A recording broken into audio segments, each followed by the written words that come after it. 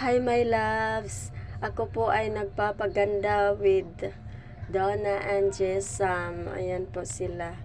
You know my loves, hindi biro ang magpaplansya. Dahil habang tumatagal ay lalong umiinit ang ating puwit. At saka sumasakit ang baywang. Pero may kasabihan tayo ay magtitiis ganda.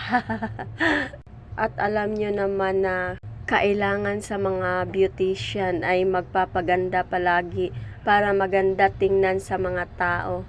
At kami naman ang mga beautician ay maging model sa kanilang mga mata. Shout out kay Nadona at saka Jessam na nagplansya sa aking buhok. At si Jessam naman ang taga-video.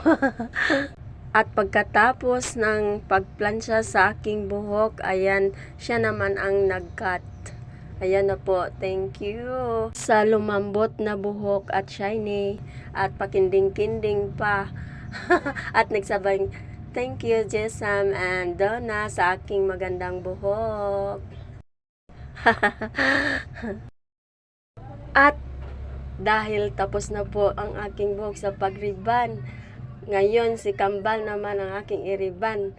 Hintayin nyo lang pong matapos ang video na ito.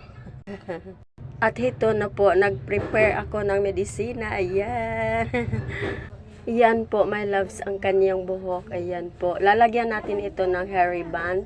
At pagkatapos lalagyan ko ng hair treatment sa buhok niya para mawala yung gaspang at maging shiny ang buhok niya. Hi guys, magpariban po tayo guys.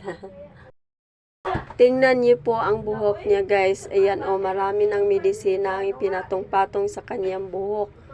At ngayon ay ating iriban para mabuhay ulit. Parang ano na siya, gumaspang ang kanyang buhok.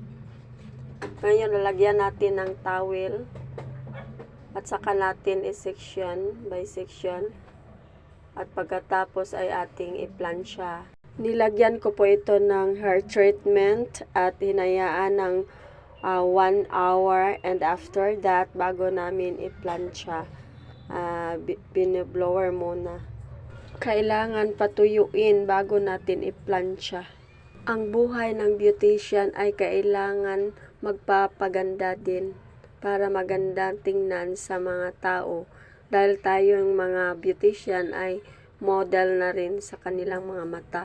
Shout out to all my loves FB friends. Kumusta kayo? Maraming salamat sa inyong walang sawang pagpapanood sa aking mga videos. Magparamdam lang po kayo sa comment section. At ito na po guys. Tapos na po ang kanyang hair band with treatment. Please follow and share. Thank you for watching. See you next video. Follow for more. Bye!